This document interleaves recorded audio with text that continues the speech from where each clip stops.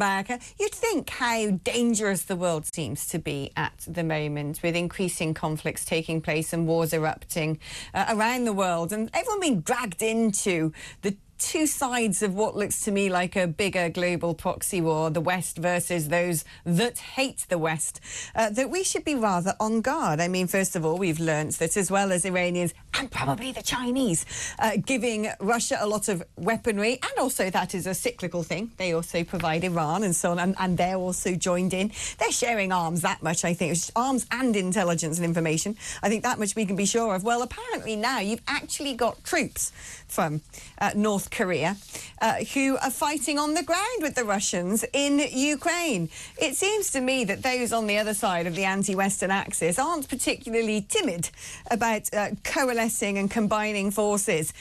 So you'd think actually in that particular environment, we would think, blimey, we really do need to focus a bit on defence. We didn't think there was going to be war in Europe. Well, now there is. Well, we're going in the opposite direction. I hate to tell you, John Healey, who is our Defence Secretary, has said publicly that the military was hollowed out, underfunded and not ready to fight a war. Well, I hope you sent that in a telegram to the Kremlin, mate. Putin's going to be rubbing his hands together with glee. It's frankly disgraceful. Let's speak now to Cormac Smith, former advisor to the Ukrainian Foreign Ministry and the contributing editor at Defence on the Brink. Cormac, great to have you here.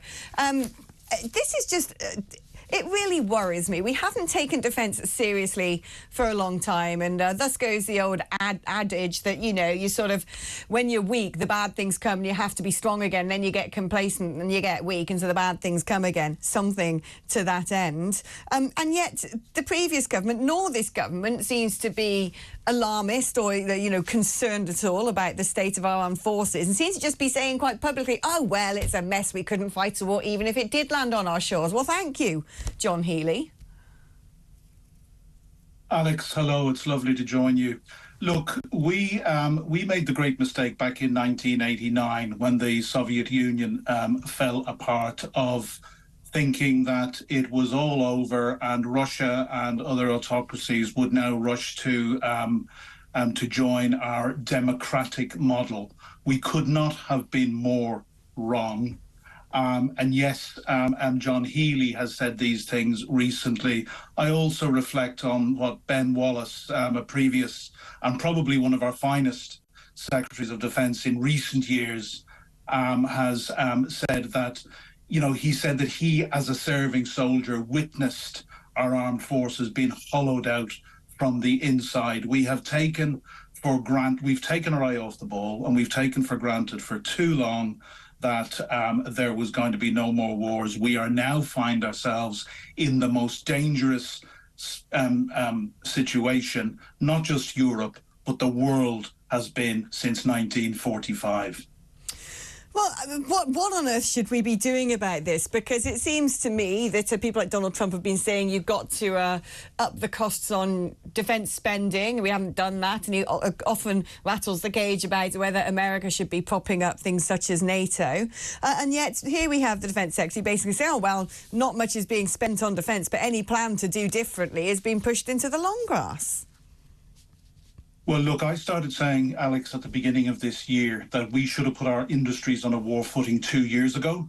We're starting to do it now, but this takes time. I've also been saying, and regardless with what happens in the American elections in a couple of weeks' time, you know, I think America is lost as a reliable defence partner as we have known America in recent decades. Europe needs to learn to stand on its own 2 feet. And, you know, economically, Europe and the EU and the UK combined, I'm not sure my figures, were between 12 and 15 times the economic size of the Russian Federation. The difference is that we currently spend 2%, and we're at the upper end. Many NATO countries are not even meeting that 2% minimum.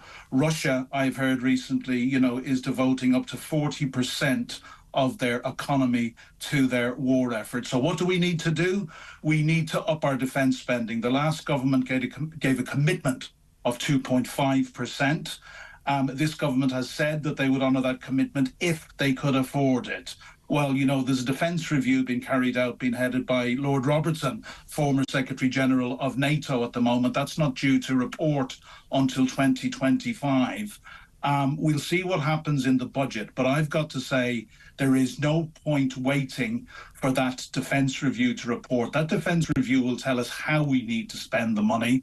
We need to see this government honour that commitment of 2.5%. And you mentioned defence on the brink, and this was, this is a nascent project, if you like, set up by two people well known in this parish, Philip Ingram and Ted, who's a producer with you, but also myself and Simon Diggins, another retired colonel from the British Army, have joined as contributing editors.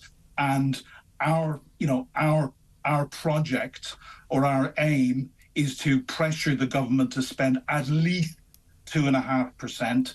And if we don't ensure that Ukraine wins in Ukraine, 2.5% is going to be nothing. We're going up to 3, 4, 5, 7% levels not seen since the Cold War, and even higher than that. And we're being warned over and over again that we may be in a position where we have to fight a war within the next 3 years. No less than Sir Roland Walker, the head of the British Army, has said very, very similar things recently. And he has said, we are not ready to fight. And if we're not ready to fight, we're not ready to deter. And for many, many decades, and I was educated in the 70s and the 80s, in the era of the Cold War, where something called MAD, if people remember what that was, mutually assured destruction, kept us safe. Well, at the moment, it doesn't seem like we are in a position to deter Russia and the others in the axis of evil, primarily, Iran, North Korea and China. Right. You're saying that we should be prepared to potentially have to fight a war in the next 3 years. And I agree with you. We need to be on strong footing, ready to go. You can't just sit there going, oh, well, I'm going to leave my front door open. It seems like a nice neighbourhood. It's clearly not a nice neighbourhood anymore.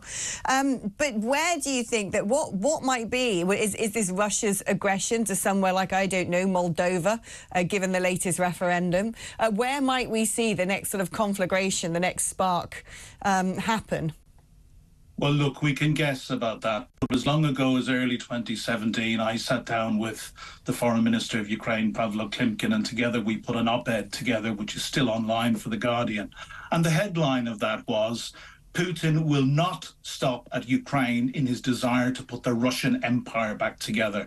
And we should always think not in terms of the USSR, because the USSR is 15 states, but it was actually a Russian empire. And you speak to anybody in those former states of the USSR, like the Ukrainians or the 3 states in the Baltics, where I have spent a lot of time working, or other former communist countries, and they will all tell you that it's not so much the wealth of the EU or the West they want, it's what they want to get away from. We've got to get used to listening to the Ukrainians and other people in the eastern neighbourhood an awful lot better and giving them more respect. Yeah, no, I agree. You'll be pleased to know that if Robert Jenrick does become the next Conservative leader, he has pledged that UK defence spending should rise to 3% of GDP, and he says he'd pay for that by taking money from the foreign aid budget. Before I let you go, how alarmed should we be at the fact that North Korea are actually sending troops over to help the Russians? Hugely alarmed. I mean, this is one of the worst autocracies, despotic dictatorships on the face of the earth, and so weak is our deterrence at the moment that they feel that they can put boots on the ground in a European country.